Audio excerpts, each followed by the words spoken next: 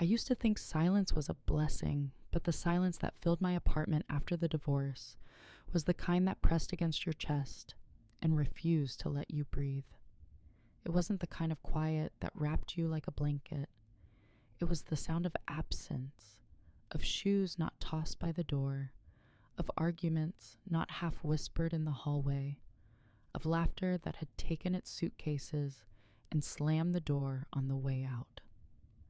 My name is Claire, 36 years old, mother of one, part-time barista, full-time worrier, and a woman who can fold laundry while crying without missing a beat.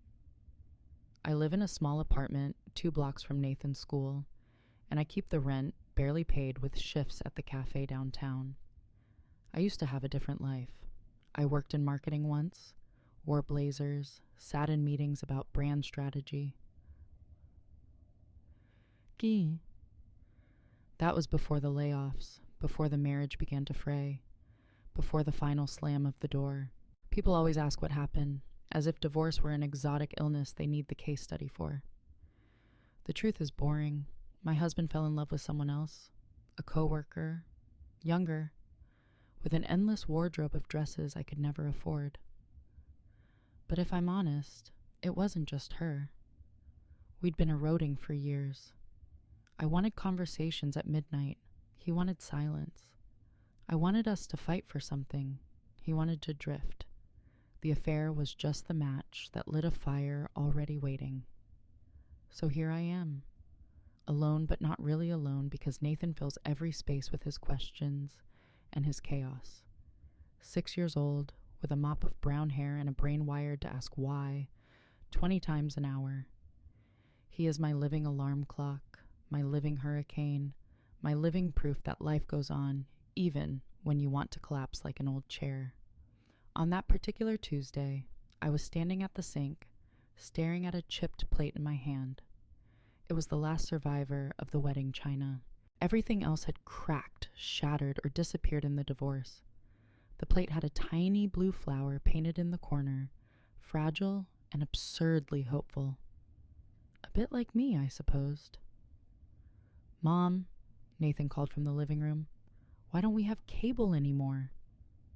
"Because cable costs money," I shouted back. "But Dad has cable." I closed my eyes, felt the sting. Well, Dad also has a bigger paycheck. There was silence. Then, "Can we at least get pizza?" "We have frozen peas." He groaned dramatically, as though I'd just offered him a diet of gravel. I caught my reflection in the kitchen window. Messy hair scraped into a bun, the faint lines around my mouth deepening, and the pajamas I still hadn't changed out of, even though it was almost noon. Somewhere along the way, my life had been downgraded to frozen peas and pajamas. I decided I needed to do something reckless. And by reckless, I mean shower. Later that afternoon, after finally dragging myself into jeans and a t-shirt that didn't scream "abandoned ship," I bundled Nathan into the car to get groceries. The aisles of the discount supermarket were like an obstacle course of temptation and regret. Nathan immediately latched onto a box of neon-colored cereal with a cartoon tiger on it. "Absolutely not," I said. "But it says it has whole grains." "It also has more sugar than your Halloween candy." "But Dad buys it." There it was again. The dad comparison Olympics, and I was always losing. I threw a bag of generic cornflakes into the cart like it was a white flag. As we turned into the frozen section, I almost crashed into him. Literally. He was crouched down, picking up a drop bag of frozen spinach, and when he stood up, we collided cart to cart. "Sorry," he said, raising his hands like a suspect in a police show.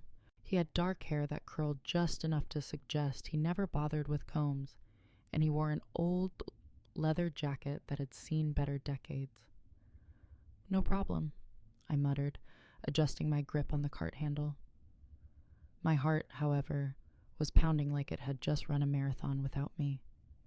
Nathan peeked out from behind me and whispered much too loudly, "Mom, is that Batman?" The man grinned, teeth a little uneven but charming in the way imperfection sometimes is. Not quite, but I do brush my teeth. I laughed before I could stop myself, a rusty laugh, unused for months. We went our separate ways after a brief nod, but something about him lingered. The way he had looked directly at me, as though I wasn't just another tired single mom clutching coupons in desperation. I shook it off. Men like that belong to other people's stories, not mine. Back home, the evening devolved into what I called the witching hours. That sacred time between homework and bedtime when children transform into feral creatures. Nathan refused to brush his teeth, spilled juice across the only decent rug, and then cried because his stuffed dinosaur looked lonely. By the time I tucked him in, I felt like I'd survived a natural disaster. As I collapsed onto the couch with a glass of the cheapest wine I could find, I thought again about the man at the store, the brief spark of recognition, of being seen. It terrified me, and it thrilled me. I told myself it didn't matter. I was done with love. Love had left me in debt, with custody schedules taped to the fridge.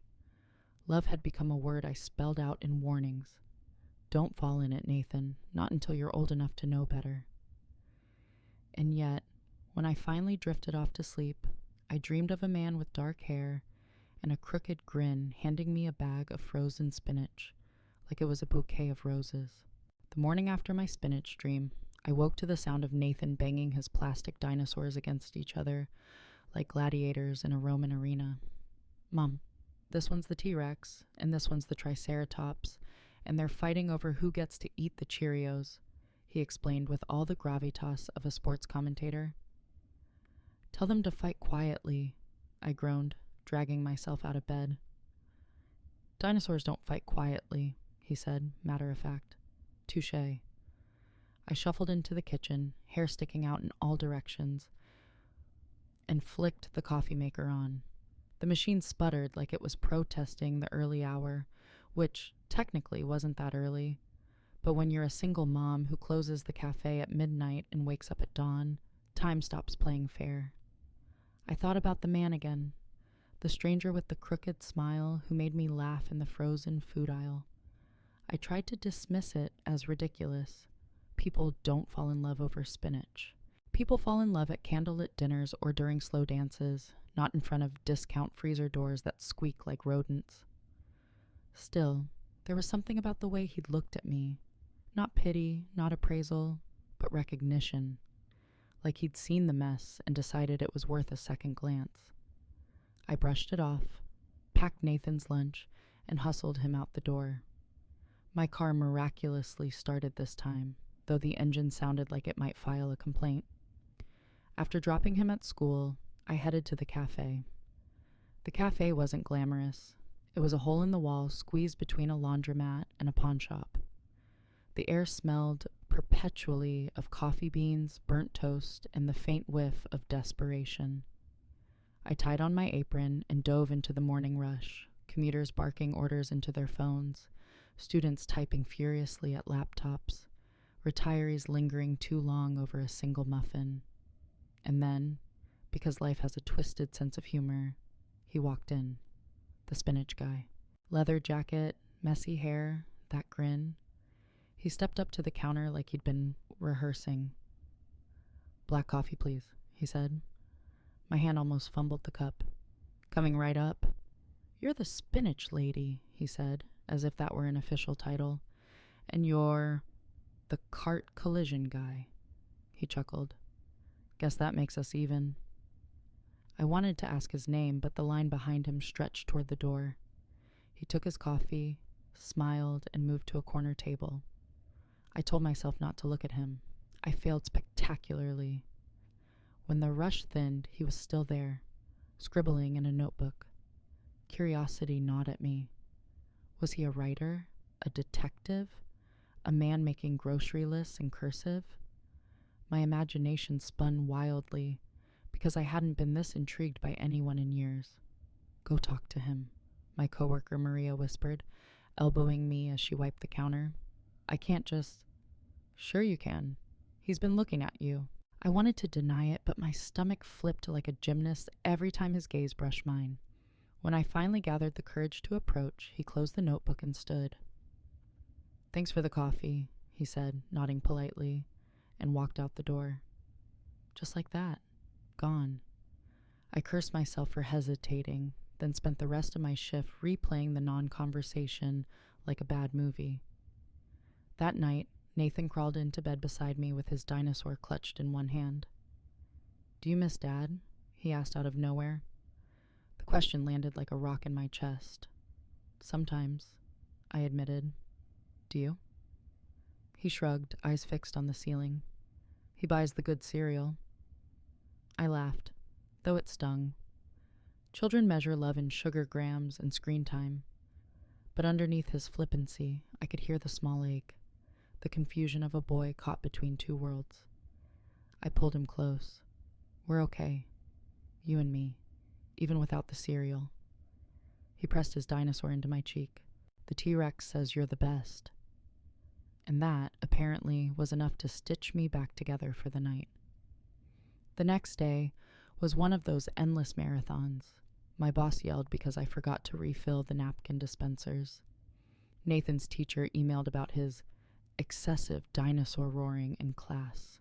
My bank account reminded me that survival is expensive. By the time I dragged myself home, I was ready to sell my soul for a nap. Instead, I opened the mailbox.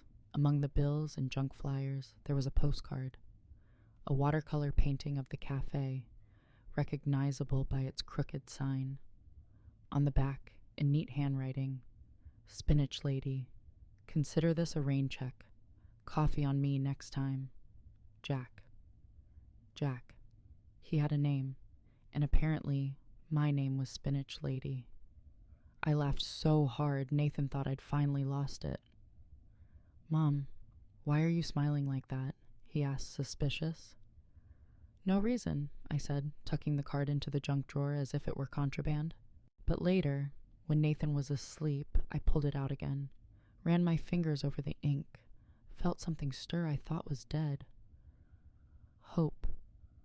The following week, I saw him again. Jack.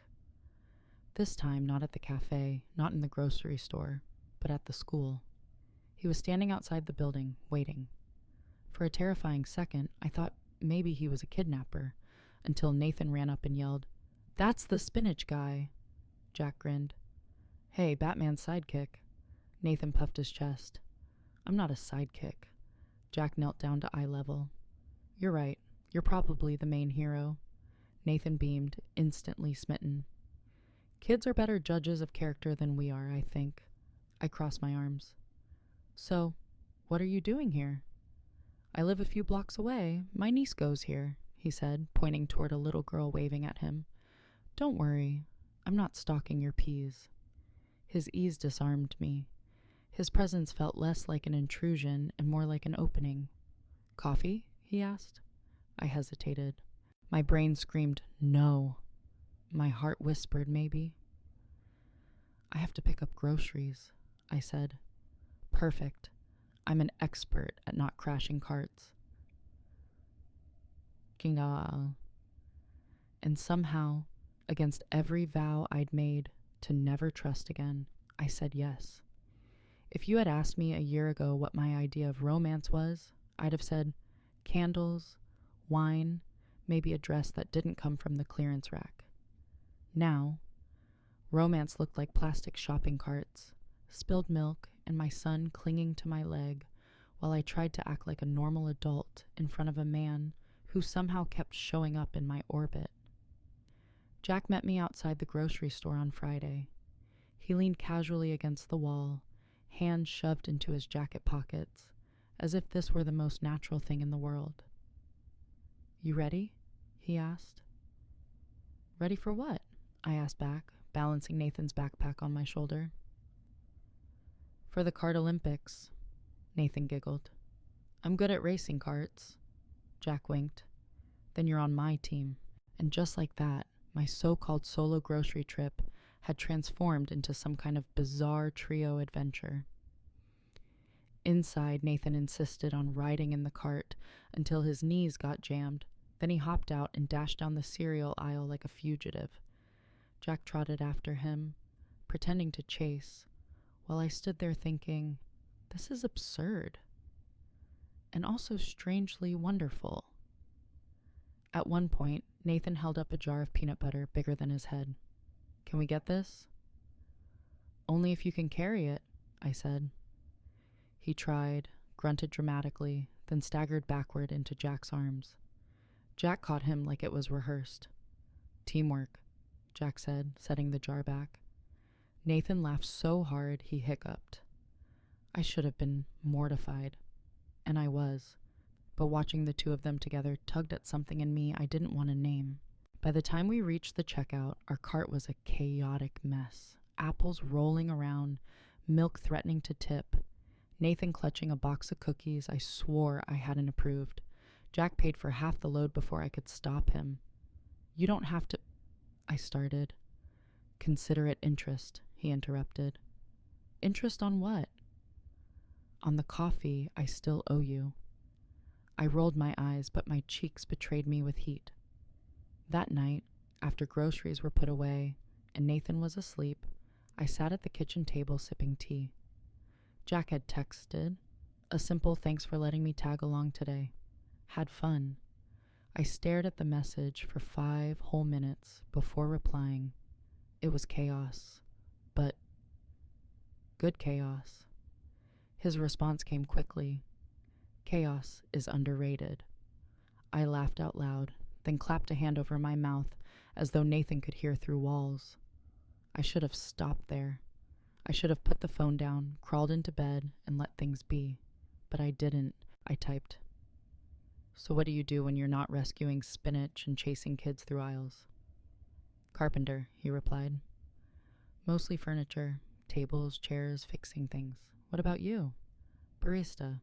Former marketing zombie, current caffeine dealer. Sounds like honest work. And you probably save more lives than me. It was stupid, light banter, but it felt like breathing fresh air after months of being stuck inside a smoke-filled room. The following week, he invited me to his workshop. I almost said no. Scratch that. I did say no. Twice. But he had a way of making refusal feel like the wrong answer. So, on a Thursday afternoon, after dropping Nathan at a playdate, I found myself standing in front of a converted garage that smelled of sawdust and varnish. This is where the magic happens, Jack said, pushing the door open. Inside, sunlight slanted across wooden planks stacked neatly against the walls. Half-finished chairs stood like soldiers waiting for orders. Tools hung on hooks, gleaming in quiet readiness. It wasn't glamorous, but it was warm, real, honest. You built all this? I asked, running a hand along a polished tabletop. Every splinter, he said. You want to try? I laughed. I can barely assemble IKEA. That's because IKEA is a cruel joke. Here, he handed me a small block of wood and a chisel. Just don't aim for your fingers. I held the tool awkwardly, my hands trembling. He stepped closer, guiding my grip, his hands warm over mine. My pulse went haywire. See? Not so bad, he murmured. I looked up, and for a second our eyes locked. Something passed between us, unspoken, fragile, dangerous. I pulled back quickly, setting the tool down. I should, probably get Nathan soon, I stammered. Jack nodded, but there was a softness in his smile. Another time, then. Driving home, I scolded myself. You can't do this, Claire. You know where it leads. Heartbreak, disappointment, custody schedules taped to the fridge. And yet, beneath the fear, a tiny ember glowed. That ember flared the following weekend when Jack invited us, both of us, to a local fair. Nathan was ecstatic at the prospect of cotton candy and Ferris wheels. I was less thrilled about public outings with men I barely knew. But Nathan's pleading eyes tipped the scale. The fair was chaos personified, Kids screamed on rides, balloons floated into the sky, and the smell of fried dough clung to everything. Nathan dragged Jack from booth to booth, while I trailed behind, equal parts amused and terrified. At one point, Nathan insisted on the ring toss. Jack crouched beside him, coaching. Aim high, not hard. It's about finesse. Nathan threw wildly and missed. Jack picked up a ring, tossed it lightly, and landed it perfectly. The booth worker handed Nathan a ridiculous stuffed dragon, which Nathan immediately shoved into my arms. See, Mom? Jack's good at everything. I rolled my eyes. Don't encourage him. But I couldn't deny it. Watching them together filled me with something I hadn't felt in years. Not just attraction, but the outline of a family I'd thought was gone forever. As the sun set, we rode the Ferris wheel. Nathan chattered nonstop, clutching his dragon, while I sat pressed against the cold metal bench, acutely aware of Jack beside me. When the wheel paused at the top, the fair spread out below like a glittering map, I felt a strange peace. Beautiful, Jack murmured. I glanced at him, and he wasn't looking at the lights. He was looking at me. I looked away quickly, heart pounding, but the ember inside me blazed brighter. That night, after Nathan was asleep with his dragon tucked under his arm, I stood on the balcony with a blanket around my shoulders. My phone buzzed. Did you have fun? Jack's message read. Yes, I typed, then hesitated. Too much fun, maybe. Is that bad? It's dangerous. Some things are worth the risk. I stared at the words, feeling the weight of them. I wanted to argue, to remind him that risks had cost me everything before. But instead, I put the phone down and let the night air wash over me. Because for the first time in years, I wasn't thinking only about survival. I was thinking about possibility. Falling for someone new is like trying on a dress you can't afford.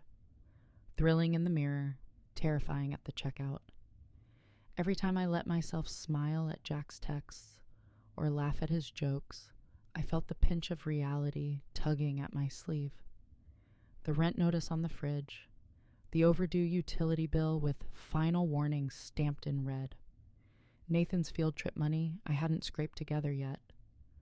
Love was a luxury, and luxuries were for people with functioning bank accounts. It all came to a head on a Thursday morning when I logged into my online banking. The numbers glared at me like an accusation. My paycheck from the cafe barely covered groceries and gas, and my freelance attempt at social media consulting had landed exactly 0 clients. Mom, I need $5 for the book fair today, Nathan announced, bouncing into the kitchen with his dinosaur pajamas still on. I froze. $5? Might as well have been $500. Sweetheart, I said carefully, how about I give you $2 and you can pick a smaller book? His face fell. But everyone else gets big ones. I wanted to explain interest rates, debt cycles, and the cruelty of capitalism, but he was 6. So instead I kissed his hair and said, sometimes small books are the best kind. He sighed, trudging back to his room like I'd just sentenced him to exile. The guilt clung to me all day at the cafe. Every latte I handed over felt like a reminder that I was serving dreams to strangers while mine withered. By noon, I was snapping at coworkers and nearly spilled scalding milk on a customer. When my shift ended, I found Jack waiting outside. He leaned against his truck, holding 2 cups of coffee. You look like you've been through battle, he said, handing me one. More like losing at Monopoly, I muttered. I keep landing on the expensive properties. He chuckled, but his eyes were serious. Rough day? I took a sip. The warmth slid through me, loosening something I hadn't realized was clenched. Just bills and life and trying not to drown. He didn't say anything right away. Then, I know the feeling. After my sister got sick, I had to cover a lot of her medical bills. Took years to dig out. I still patch holes in my boots instead of buying new ones. The honesty disarmed me. Most men I'd known puffed themselves up. Pretended money was never a problem. Jack said it like a weather report. Real, matter of fact. Guess we're both just treading water, I said. Maybe, he said softly, but sometimes treading water together feels less lonely. I hated how much I wanted to believe him. That weekend, Nathan had a meltdown at the checkout line when I refused to buy him a toy robot. He threw himself on the floor, arms flailing, while shoppers stared with the judgment of gods. "Get up," I hissed, mortified. "No," he wailed. "Dad would buy it." The word sliced through me, sharper than any knife. I wanted to vanish. Instead, I dragged him upright, cheeks burning, and shoved the cart forward. By the time we reached the car, tears blurred my vision. I strapped him in with shaking hands. "Mom," he whispered, guilt in his eyes. "I'm sorry." I swallowed hard. "It's okay. I can't always give you everything, Nathan." His small hand reached for mine. "You give me dinosaurs." It wasn't enough, but it was something. Later that night, Jack showed up with pizza. "You look like you needed reinforcements," he said, holding the box like an offering. "I can't let you keep doing this," I protested. "Doing what? Sharing pizza? Paying for things. Helping. I don't want to be a charity case." He set the box down firmly on the table. "Claire, I don't see you as a charity case. I see you as someone worth standing next to." The words lodged in my throat. No one had said anything like that to me in years. Nathan, oblivious, cheered. "Pizza." We ate together at the small table, laughter mingling with the smell of melted cheese. For a moment, it felt like a family dinner, like the kind we used to have before everything fell apart. After Nathan went to bed, I lingered at the sink while Jack dried the dishes. The silence between us wasn't heavy. It was comfortable. "You're good with him," I said finally. Jack shrugged. "Kids are honest. They don't care about resumes or bank accounts, just whether you'll play dinosaurs." I smiled, tired but genuine. "Sometimes I think he likes you better than me." "Impossible," Jack said. "You're his mom. You're the hero." I wanted to argue, to list every failure, every bill unpaid, every moment of exhaustion. But instead, I just let myself breathe. That night, after Jack left, I sat alone with the empty pizza box. I thought about how fragile happiness felt, like a soap bubble you're afraid to touch. I thought about bills waiting in the morning, about Nathan's disappointed eyes at the book fair, about how quickly joy can turn sour. But I also thought about Jack's hand brushing mine as we washed dishes, about his steady voice telling me I wasn't alone. I realized then that life wasn't about waiting for things to get easy. It was about finding the rare people who made the hard parts bearable. I didn't mean to cry in front of Jack. Crying was supposed to be reserved for the shower, or behind the wheel at red lights, or in the laundry room where Nathan couldn't see. But sometimes tears don't care about your schedule. It started with a bounce check. The rent. I'd forgotten that my electric bill had cleared the same day, draining what little cushion I had. The bank fee slapped me like a cruel joke. When I saw the notice in the mailbox, my stomach flipped. I shoved it under a stack of old magazines, as though paper could erase reality. But the weight of it followed me everywhere. Through Nathan's bedtime stories, through my cafe shift, through the silence that crept into my apartment when the day ended.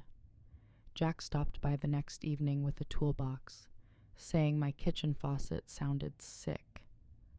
He fixed the drip in 10 minutes while Nathan provided dinosaur commentary.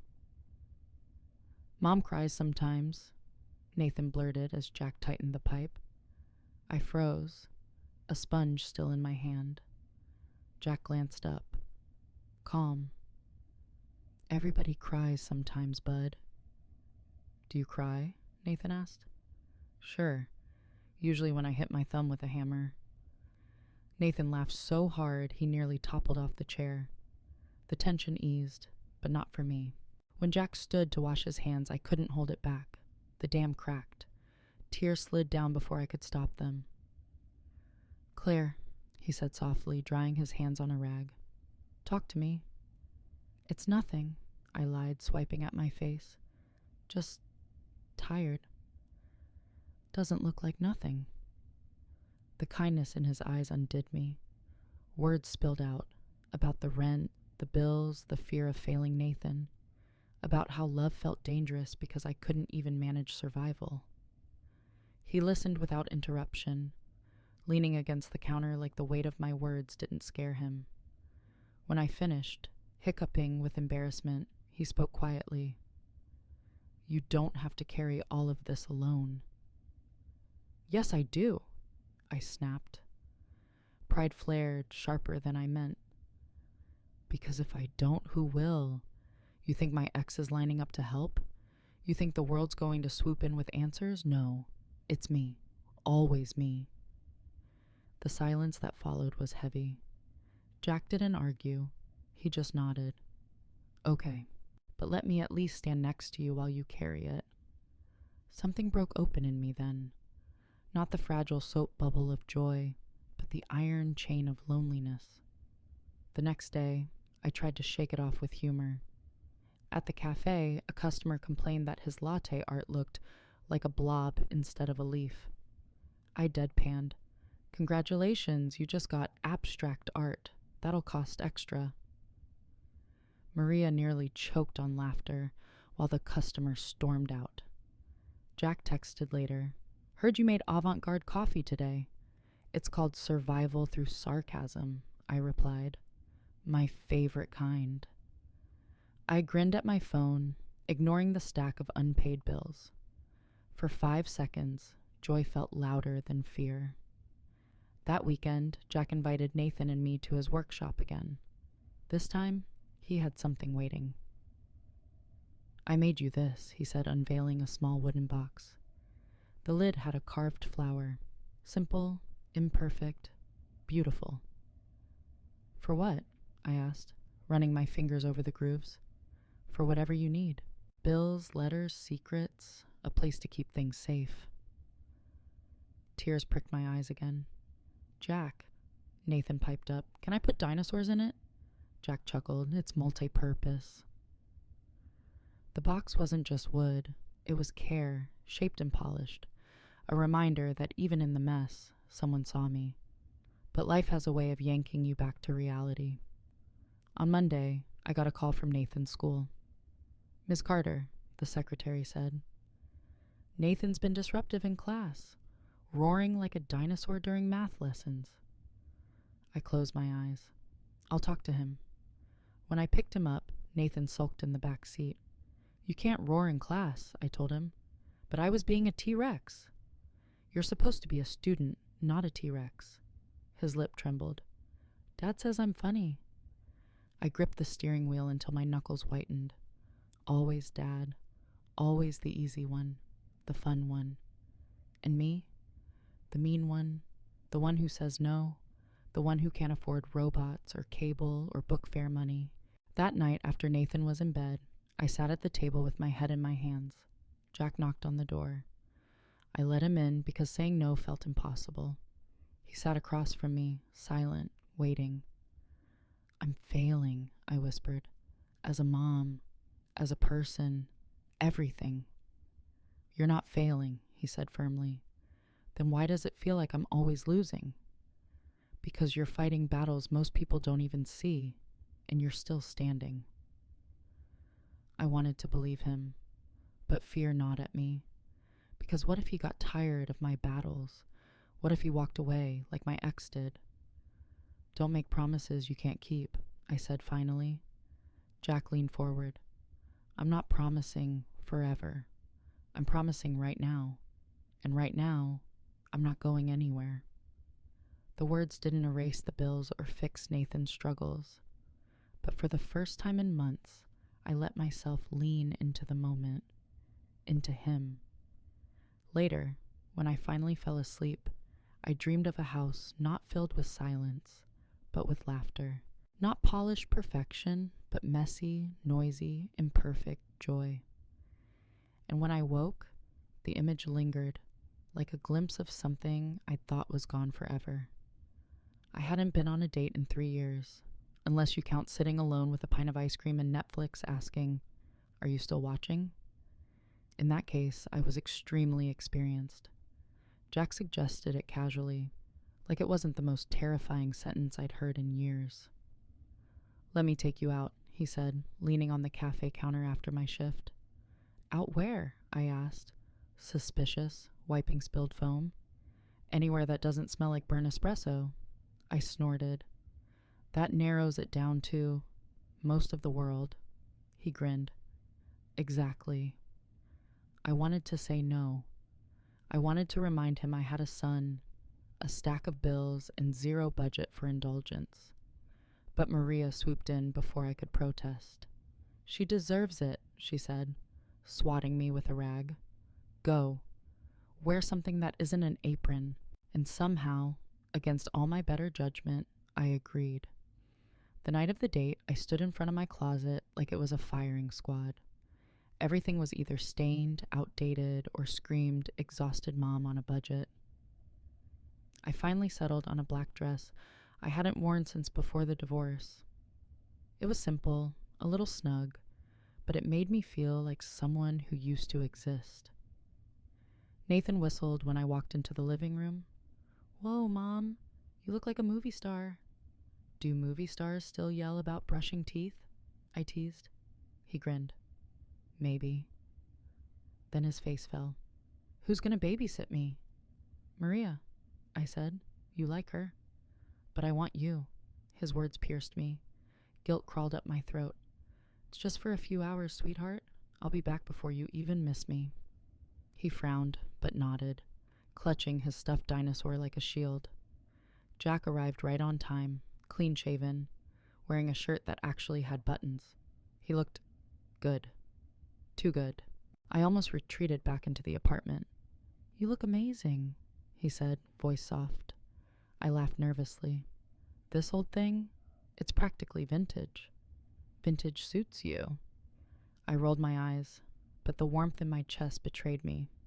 He took me to a small Italian place tucked on a quiet street. Candles flickered on each table, the air thick with garlic and possibility. "I can't remember the last time I ate somewhere that didn't have a drive-through," I admitted as we sat down. "Then we're already winning," he said. The waiter handed us menus with prices that made my stomach drop. I scanned for the cheapest option, already calculating how many shifts I'd need to cover the splurge. Jack must have noticed my hesitation. "Dinner's on me," he said gently. "I can't let you." "You can, because this is a date, and because if you argue, I'll order the lobster and make you eat half." I laughed, the tension easing. For once, I let myself accept without protest. We talked through pasta and wine, about his carpentry, about my old marketing job, about how both of us had ended up in lives we hadn't planned. He told me about building his first table with his dad at 13. I told him about the time Nathan glued macaroni to the wall and called it modern art. For a while, it felt like time bent. I wasn't a struggling single mom. He wasn't a man carrying his own scars. We were just two people sharing stories across candlelight. Then, halfway through dessert, the conversation slipped into dangerous territory. "Do you ever think about marriage again?" Jack asked carefully. The fork froze in my hand. My stomach nodded. "Marriage is what broke me." He nodded, not pushing. "Fair enough." "But," I admitted softly, "sometimes I think about love, about not being alone forever." He smiled, not triumphant, but tender. That's all I was asking. After dinner, we walked slowly to his truck, the night air cool against my skin. He reached for my hand. I let him take it. The The warmth of his fingers wrapped around mine sent a jolt through me, equal parts fear and exhilaration. At the apartment building, we lingered by the door. "Thank you," I said. "For what?" "For reminding me I'm still me, not just Nathan's mom, not just someone scraping by." "You're more than that, Claire," he said firmly. "You've always been more." The sincerity in his voice was almost unbearable. Before I could overthink, he leaned in and kissed me. It wasn't fireworks or symphonies. It was something quieter, steadier, a promise whispered against my lips. When he pulled back, I was breathless, terrified, alive. Inside, Maria raised an eyebrow as I kicked off my shoes. "Good night?" I grinned like a teenager. "Maybe." Nathan stirred in his sleep when I peeked into his room.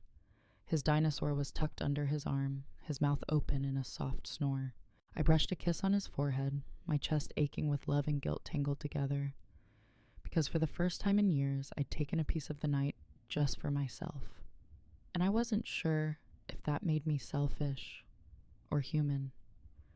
Later, curled under the covers, my phone buzzed. "Had a great time tonight," Jack wrote. "Me too," I replied, after erasing and rewriting it 3 times. "Next time, your turn to pick." I smiled in the dark, even as the stack of unpaid bills loomed on the dresser. For now, for this fragile moment, I let myself believe in possibility. Falling for someone is like leaning back on a chair with 2 legs in the air. Thrilling, dangerous, and inevitably unstable. For weeks, I'd been balancing there with Jack, lightheaded from the way he made me laugh, comforted by how he slipped into Nathan's orbit like he belonged. But I should have known gravity would show up eventually. It started with a knock on the cafe door. A woman stood there one morning before we opened, clutching a takeout cup like it was a weapon. She was in her 40s, dressed in a blazer that said professional, but her eyes carried a bitterness I recognized immediately, the look of someone who'd been burned. "You work here?" she asked. "Unfortunately," I said, tugging my apron tighter. She gave a tight smile. "You know Jack?" My stomach dipped. Jack. Carpenter, leather jacket, smile that makes women think they're special. Her words landed sharp. I forced a casual tone. "Yeah, I know him." She leaned closer. "Be careful. He's not who you think he is." "Excuse me?" She hesitated, then said, "He used to date my sister. He left when she needed him most. That's what he does. Swoops in, plays hero, and disappears when it gets hard." Before I could reply, Maria unlocked the door behind me. The woman slipped away into the crowd like a ghost, leaving her warning rattling in my head. I told myself not to believe it. People exaggerate, twist stories, poison wells because they're thirsty for drama. But the words clung like burrs. That evening, when Jack came by with a bag of groceries, insisting he accidentally bought too much, I looked at him differently. "Everything okay?" he asked, unloading apples onto the counter. "Yeah," I lied. "Just tired." He studied me, brows knit. Tired like work tired, or tired like something's wrong? I wanted to tell him, to ask outright, but fear of the answer choked me. Instead, I forced a smile. "Work tired." He nodded, not convinced, but let it go. Nathan bounded in, hugging Jack's waist. "Guess what? I got a gold star for reading today." "That's amazing," Jack said, lifting him into the air. Nathan squealed with joy. The sight should have melted me. Instead, I felt the words echo. "He leaves when it gets hard." That night, after Nathan was asleep, Jack and I sat on the couch. The silence stretched, heavy. "I need to ask you something," I blurted. He leaned forward. "Okay." "Why did you really move here?" He blinked.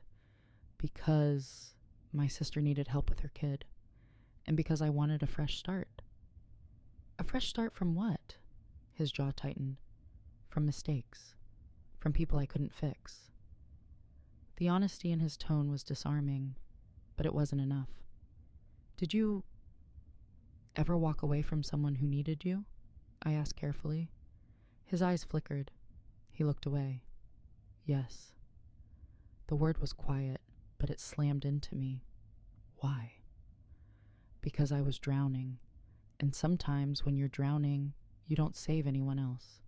You just swim away. I stared at him, torn between empathy and fear. I understood the exhaustion of survival, but Nathan and I couldn't afford someone who swam away when it got hard. Jack reached for my hand. Claire, I'm not proud of it, but I'm not that man anymore. I pulled my hand back. How do I know? He swallowed. You don't. Not yet. All I can do is prove it. I wanted to believe him. God, I wanted to. But belief felt like gambling, and I'd already lost too much at that table. The next day at the cafe, Maria noticed me staring blankly at the espresso machine. Trouble in paradise? She asked. More like termites in the foundation, I muttered. Listen, she said, setting down a tray.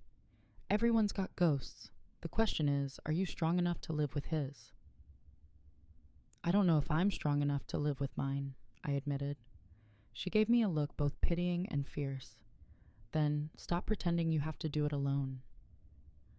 That night, Nathan climbed into my lap with his dinosaur. Mom, do you like Jack? The question startled me. Why do you ask? Because you smile different when he's here, like when we get ice cream. I hugged him tightly, tears pricking. Leave it to a 6-year-old to reduce romance to dessert. Yes, I whispered. I like him. Then don't be sad, he said simply, resting his head on my shoulder. I wished it were that easy. 2 days later, Jack showed up with a surprise, a small wooden bookshelf, carved and sanded smooth. For Nathan's room, he said, so his dinosaurs have somewhere to live besides your floor. Nathan squealed with delight, immediately arranging his toys on the shelves. I stood in the doorway, heart twisted. A man who builds homes for dinosaurs doesn't fit the villain story I'd been told. And yet, doubt gnawed. After Nathan was asleep, Jack lingered in the kitchen. I know you're pulling away, he said quietly, and I get it. But don't judge me by who I used to be. Judge me by who I'm trying to be now. His words hung between us like fragile glass. I wanted to reach out, to trust, to lean into the warmth he offered. But in the back of my mind, the warning replayed. He leaves when it gets hard. And I couldn't shake the fear that one day, when my world inevitably cracked again, I'd turn around to find him gone. The trouble started with a math worksheet. It always amazes me how something as innocent as subtraction can trigger the collapse of an evening. Nathan sat at the kitchen table, pencil in hand, glaring at the page like it had personally offended him. I can't do it, he groaned, slumping dramatically. You can, I said, chopping vegetables for dinner. It's just numbers. They don't make sense. They make perfect sense. No, they don't. Before I could respond, Jack leaned over Nathan's shoulder. He'd stopped by after work, still smelling faintly of sawdust. Hey, buddy, Jack said gently. Want me to show you a trick? Nathan stiffened. No. It might make it easier. I said no, Nathan shouted, slamming his pencil down. I dropped the knife, startled. Jack stepped back, hands raised in surrender. Nathan, I warned, don't yell. You like him more than me, Nathan blurted, eyes wet. The words hit me like a slap. What? You laugh when he's here. You don't laugh with me anymore. I froze, heart splitting down the middle. Jack opened his mouth to speak, but I shook my head. This was my battlefield. Nathan, that's not true, I said, kneeling beside him. I love you more than anything. Always. That never changes. Then make him go away, Nathan whispered. Jack's face tightened. but he stayed silent, giving us space. I pulled Nathan onto my lap, holding him as he sobbed into my shoulder. "Sweetheart, you don't have to share me. Not like that. You'll always come first."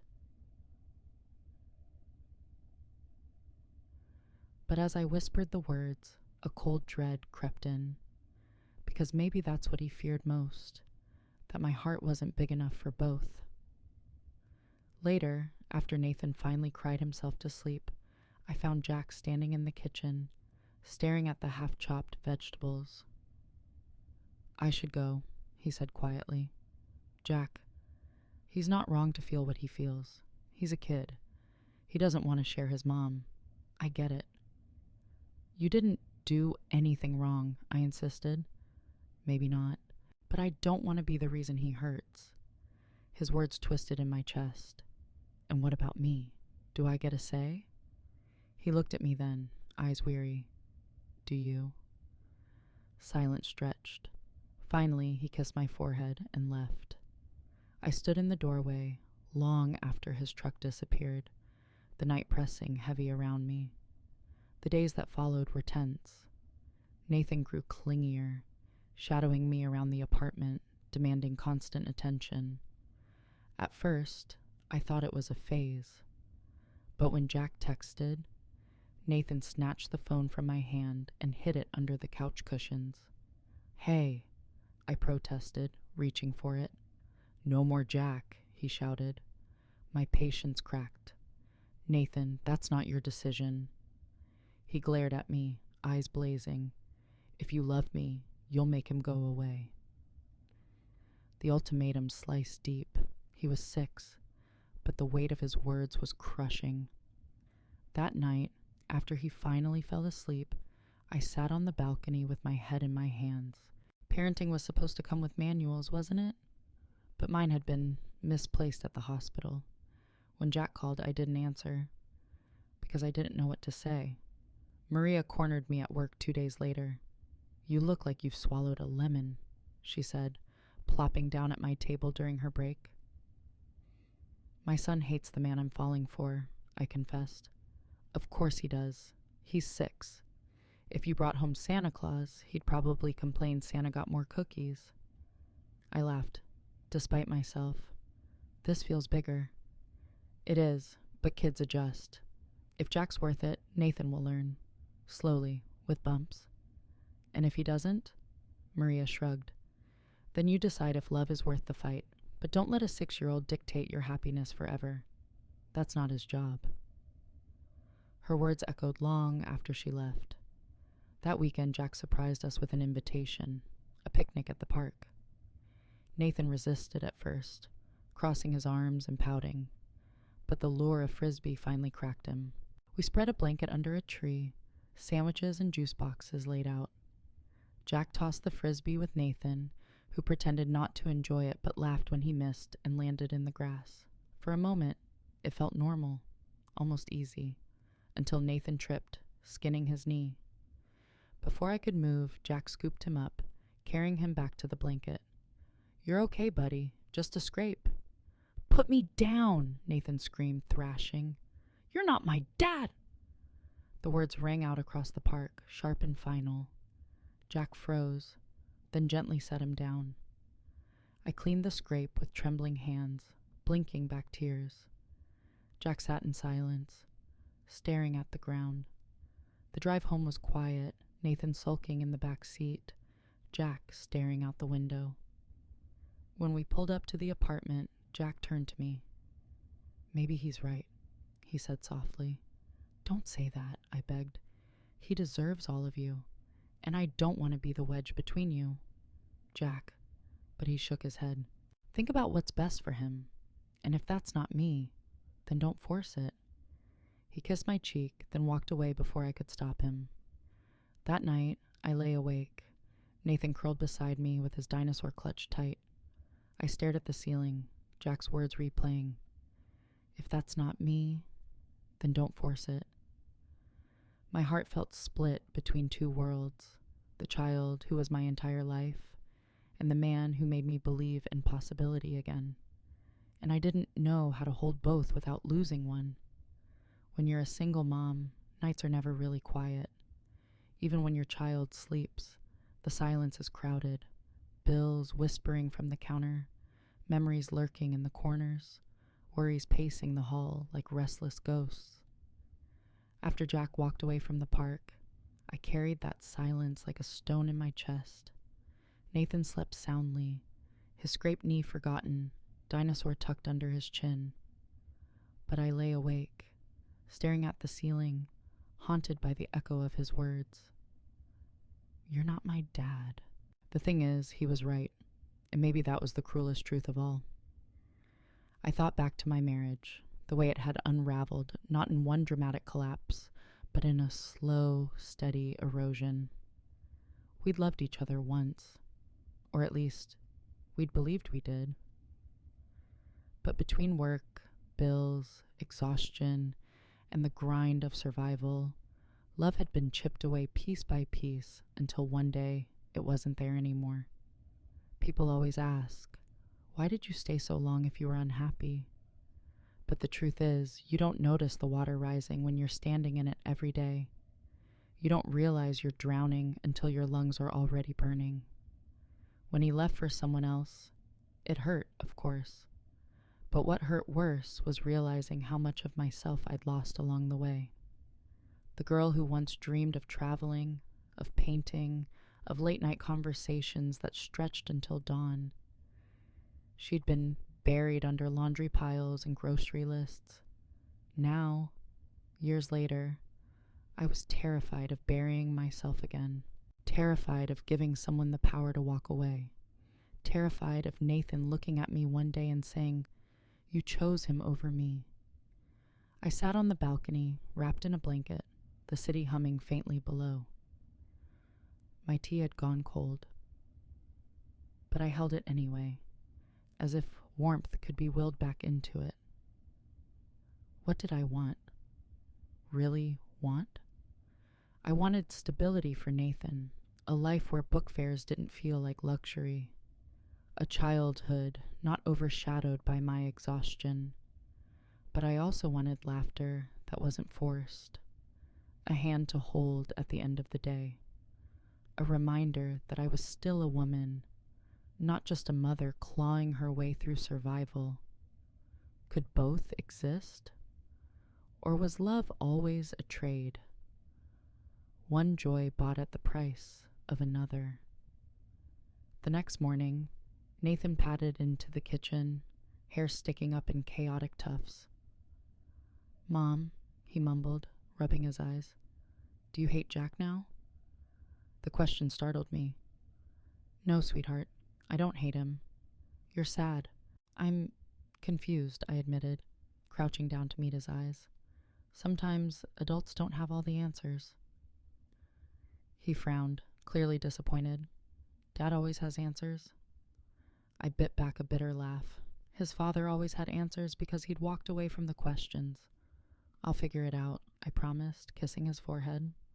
"Okay," he said, and went back to playing with his dinosaur as if the conversation hadn't cracked my heart. At work, Maria caught me staring into space again. "You're doing that thing where you look like you're solving world hunger, but actually, you're thinking about your love life," she said, sliding a tray onto the counter. "Guilty," I muttered. "So, what's the verdict?" "I don't know if I can be a good mom and let myself fall in love." She raised an eyebrow. "Newsflash, being a good mom doesn't mean erasing yourself. If anything, showing Nathan that love can be healthy might be the best lesson you give him." I sighed. But what if Jack isn't who I think he is? What if he leaves? Maria smirked. "Then you'll survive, because you've already survived worse." I wanted to believe her, but survival wasn't the same as living. That weekend, I took Nathan to the library. We sat on the floor, surrounded by stacks of picture books, the smell of paper and ink soothing in a way nothing else could. "Mom," Nathan whispered, holding up a book about families. "This one has 2 moms. This one has a grandma and a kid. This one has a dad and no mom. I nodded. Families can look lots of different ways. Which one are we? He asked. I smiled softly. We're the mom and son who survive everything team. He grinned, satisfied. But as he buried his nose in a book about dinosaurs, my chest ached. Because maybe he was right. Maybe survival was all we were, and maybe I wanted more. That night, I dreamed of the girl I used to be. She wore paint-stained jeans, laughed too loudly, believed the world was wide and waiting. She looked at me, the me now, with tired eyes and a spine bent from carrying too much, and she asked, "When did you stop being me?" I woke with tears on my pillow, the dawn creeping pale through the curtains. Maybe Jack wasn't the question. Maybe he was just the mirror. And the real question was whether I believed I still deserved more than survival. By the end of the week, I knew one thing. I couldn't keep standing still. Whether with Jack or without him, I needed to choose. So when he texted, "Can we talk?" I didn't hesitate. Yes, I wrote back. Because the truth was, silence had never saved me. Only courage ever had. It happened on a Saturday. The kind of ordinary day that tricks you into thinking nothing catastrophic could possibly occur. The sky was clear, the air smelled faintly of cut grass, and Nathan was determined to spend the morning building a dinosaur fortress out of couch cushions. Jack showed up with donuts, chocolate frosted for Nathan, plain glazed for me because somehow he'd already memorized my tastes. "Fortress looks sturdy," Jack said, crouching beside Nathan's creation. "It's not for you," Nathan muttered, without looking up. I winced. Jack didn't flinch. Fair enough. Dinosaurs need their privacy. Nathan's eyes narrowed. "You're not part of this family." The words hung heavy in the room. I opened my mouth, but Jack held up a hand, his expression calm. "I know," he said softly. "I'm just someone who cares about your mom. And maybe about you too." Nathan turned away, stuffing his dinosaur under a cushion like it needed protection. Later, when Jack stepped outside to take a phone call, Nathan whispered fiercely, "I don't want him here. Sweetheart, he's going to leave Mom, like Dad did. They always leave."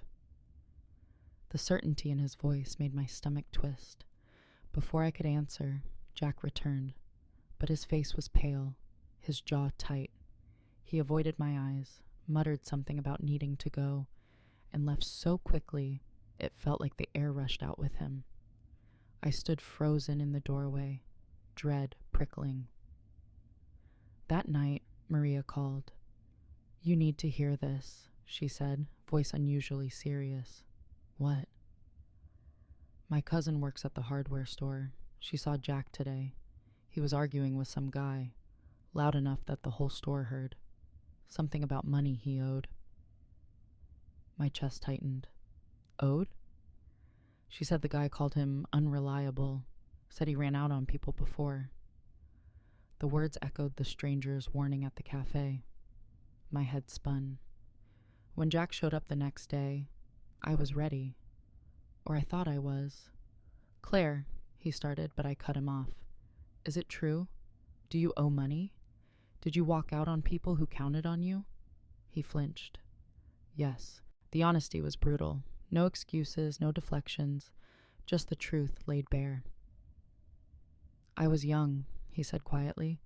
"I borrowed from the wrong people, made promises I couldn't keep, and when it got too heavy, I ran. Not proud of it. I've spent years digging myself out." I felt the floor tilt. "And what about now? What about us?" "Shh. When it gets hard, do you run again?" His eyes burned. "I don't want to. Not from you. Not from Nathan. Wanting isn't the same as doing." Silence swelled, thick and suffocating. Nathan peeked from the hallway, eyes wide. "See?" he whispered. "He's going to leave." Something cracked in me then. The part of me that wanted so badly to believe, to hope, to lean on someone else. It collided with the part of me that had been left before, abandoned with bills and broken promises. I turned to Jack, my voice shaking. I can't gamble with my son's heart. Not again. His face crumpled, like I'd struck him. Claire, I need you to go. For a moment he didn't move. Then he nodded, eyes glossy, and walked out. Nathan slipped his hand into mine, small and trembling. It's okay, Mom. We don't need him. But as I held him, tears burned hot behind my eyes. Because the truth was, I did. That night, after Nathan was asleep, I sat on the balcony, staring at the stars. I thought about Jack's honesty, about his flaws laid bare. I thought about Nathan's fear, his desperate need for stability, and I thought about myself, caught between survival and longing, between the safe path and the dangerous possibility of love. For the first time in years, I didn't know which way to turn. The next morning, Nathan padded into the kitchen, Dinosaur tucked under his arm. Mom, he said quietly, are you sad because Jack's gone? I hesitated. A little. He studied me with serious eyes, far too old for 6. I don't like him, but I don't like you sad either. His words pierced me deeper than any adult's warning ever could. I hugged him tightly, whispering into his hair, we'll figure it out, somehow. But as I held him, I knew the storm wasn't over. It was only beginning. Grief is a strange thing. It isn't just for death. It's for the almosts, the what-ifs, the fragile things you lose before they've had a chance to grow. After Jack walked out of my apartment, I grieved him like a phantom limb, something that had started to feel part of me, suddenly gone. Nathan sensed it. Kids always do. He clung closer, demanding more games, more stories, more of me. I gave it, of course, but my laughter was thinner, my patience stretched, and at night, when he was asleep, I'd sit on the balcony with cold tea and stare into the dark, aching for a man I wasn't sure I should miss. One night, Maria dropped by with leftover empanadas. She plopped them on my counter and studied me like a hawk. You look like someone whose favorite TV show just got canceled, she said. Feels about right, I muttered. She crossed her arms. So, you gonna mope forever, or are you gonna decide? Decide what? Whether you want to live in fear or in hope. That man messed up, sure, but who hasn't? The question is, does he want to grow, or does he want to stay the same? I stared at her. And what about Nathan? He doesn't want Jack around. Maria softened. He's scared. He doesn't trust easily. But maybe showing him that love can survive mistakes is better than teaching him to run from them. Her words burrowed deep, refusing to leave. The next morning, I found Nathan at the kitchen table, coloring a picture of dinosaurs fighting. Which one wins? I asked, leaning over. The Triceratops, he said firmly, because he protects his family. I kissed his head. You're a good protector. He looked up at me, hesitant. Mom, do you really like Jack? The honesty in his eyes nearly broke me. Yes, I do. He frowned, chewing his lip. But what if he leaves? I took a deep breath. Then we'll be okay, because we're strong. But sometimes people don't leave. Sometimes they stay, even when it's hard. He was quiet, then shrugged. Dinosaurs always leave. I laughed softly. Well, maybe people are better than dinosaurs. Later that week, Jack showed up at the cafe. I almost dropped the tray I was carrying when I saw him. He stood there in his worn jacket, looking like he hadn't slept in days. Can we talk? He asked quietly. I hesitated, then nodded, motioning to the back alley behind the cafe. I need to say this, he began. I've made mistakes. I've run when I shouldn't have. But I'm not running now. Not from you. Not from him. Jack. Let me finish, he said, voice rough. I can't promise I'll never screw up again, but I can promise I'll own it. I'll stay. I'll fight for it. For you, for Nathan, if you'll let me. Tears pricked my eyes. You don't understand. It's not just about me. It's about my son. If he can't accept you, then I'll wait, Jack said simply. As long as it takes. I don't want to replace his dad. I just want to be someone he can count on. His words cracked something inside me. Not a grand declaration, not a perfect vow, just a quiet truth. That night, after Nathan fell asleep, I sat by his bed and watched him breathe. I thought about everything I'd lost, everything I'd survived, and I thought about the girl I used to be, the one who still wanted laughter, companionship, love. Maybe the bravest thing I could do wasn't protecting my heart forever. Maybe it was opening it, even if it risked breaking again. The next morning, I told Nathan, Jack wants to talk to you.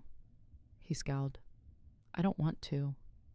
I know, I said gently, but will you give him a chance? For me? Nathan hesitated, then muttered, Fine, but only 5 minutes. Jack came by that evening, holding a small wooden box. Not for me this time. For Nathan. I made this for your dinosaurs, he said, kneeling down. They can live here. Safe. Protected. Nathan eyed it suspiciously. Does it have a lock? Jack grinned. Of course. He pulled out a tiny key. Because sometimes families need protection. Nathan's eyes softened. Slowly, he placed his favorite T-Rex inside. 5 minutes, he reminded. Jack nodded solemnly. Deal. I stood in the doorway, watching them, and for the first time I saw not a wedge between my worlds, but the faint outline of a bridge. That night, after Jack left, Nathan crawled into my lap. Mom, he whispered, I still don't trust him. That's okay, I said, stroking his hair. Trust takes time. Are you going to marry him? I laughed softly. Not today, maybe not ever, but I might love him. He was quiet for a long time, then sighed. Okay, but if he hurts you, I'll bite him. I kissed his forehead, smiling through tears. Deal. Life rarely gives you grand finales. There are no fireworks when you finally pay the overdue bill, no orchestra swelling when you decide to get out of bed and keep going. Endings, I've learned, are quieter. Like the moment you realize the storm has passed, and all that's left is the smell of rain. A month after Jack gave Nathan the wooden dinosaur box, life had settled into something resembling rhythm. Nathan still eyed him warily, but he no longer hissed, "You're not my dad," every time Jack walked into the room. Progress, in 6-year-old terms. Jack didn't push. He showed up for dinners, helped with homework when Nathan allowed it, fixed the leaky sink without being asked. He stayed in the background when needed, never demanding space that wasn't his. Slowly, steadily, he was proving what he'd promised. He wasn't running. And me? I found myself laughing more. Not the brittle laughter I'd forced for months, but real, unguarded laughter. It terrified me. Joy always does, because it carries the threat of loss. But it also reminded me that I was alive.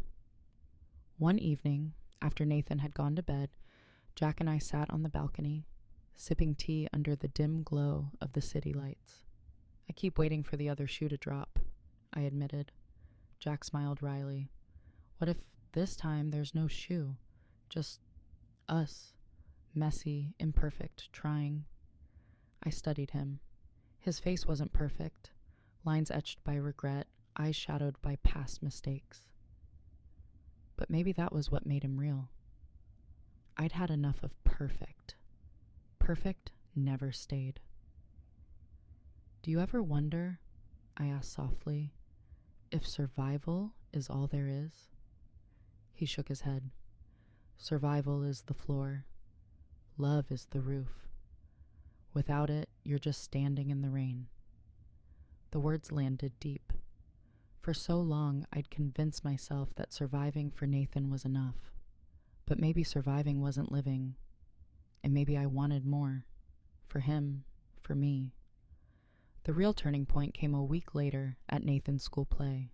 He was cast as tree number 2 in The Very Hungry Caterpillar, which meant he mostly stood there holding cardboard leaves while other kids crawled around pretending to be insects. From the stage, he scanned the audience nervously until his eyes landed on me, then, slowly, on Jack, sitting beside me. His shoulders straightened. His grip on the cardboard leaf tightened, and when the curtain call came, he actually smiled. Afterward, in the chaos of children and parents, Nathan tugged on Jack's sleeve. "Did you see me?" he asked, breathless. "I saw everything," Jack said. "Best tree I've ever seen." Nathan's grin spread wide, and for the first time I saw it. Trust, fragile but real, beginning to grow. That night, Nathan climbed into my lap. "Mom?" he whispered. "Yes." "Jack can stay." Tears blurred my vision. "Stay where?" "With us. Not forever, just longer." It was the closest thing to a blessing he could offer. I hugged him tightly, pressing my cheek against his hair. "Thank you," I whispered. The next weekend, Jack and I walked together through the park while Nathan ran ahead chasing pigeons. "I'm not asking for guarantees," I said. "I know life doesn't work like that. But if we do this, Jack, it has to be slow. For Nathan, for me." He nodded. "Slow is fine. I'm not going anywhere." We stopped at a bench, watching Nathan laugh as pigeons scattered. The sound carried across the grass, like sunlight breaking through clouds. "I don't know where this ends," I admitted. "Neither do I," Jack said. "But maybe it doesn't have to. Maybe it just keeps going, one day at a time." And for the first time in years, that sounded like enough. Later that night, after Jack left, I tucked Nathan into bed. He held his dinosaur box tightly, the tiny key clutched in his fist. "Mom," he mumbled sleepily, "are we a family now?" I kissed his forehead. "We've always been a family, but maybe we're just adding a new branch to the tree." He nodded, satisfied, and drifted off to sleep. I sat on the balcony again, the night air cool, the city humming below. My life was still messy. Bills still piled up, exhaustion still stalked me. The future still loomed uncertain. But for once, the silence didn't feel suffocating. It felt open, like possibility. Love hadn't come to rescue me. It hadn't solved my problems or paid my rent. But it had reminded me that I was more than my struggles, that laughter could exist alongside survival, that broken people could still build something worth keeping. Maybe it would last. Maybe it wouldn't. But for the first time, I wasn't terrified of the answer. Because love, I realized, wasn't about finding someone who would never leave. It was about choosing every day to stay, with your child, with your partner, with yourself. And tonight, that was exactly what I chose.